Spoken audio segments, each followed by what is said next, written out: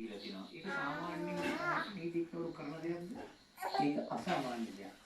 මොකද අපේ ඔය පිස්කල් නිලධාරීන්ගේ ක්‍රියාකලාප පිළිබඳව රාජකීයක තියෙන පොදුවේ තියෙන ගැටලුවක් මේක. මොකද මේක පාර්ශ්වයේ පිස්කල් වල දාගෙන සමහරලාට සිතාති මුදී වාර්තා කරනවා.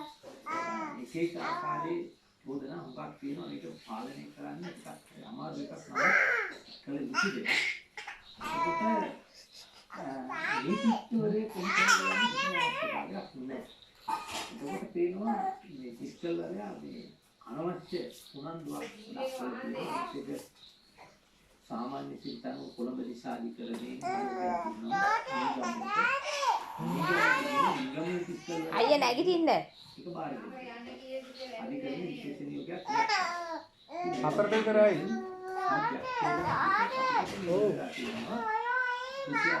අයියා නැගිටින්න. අයියා මම ඒකට අයියා නැගිටින්න. බබාට දෙන්නේ නැහැ. ඒ පිළිබඳව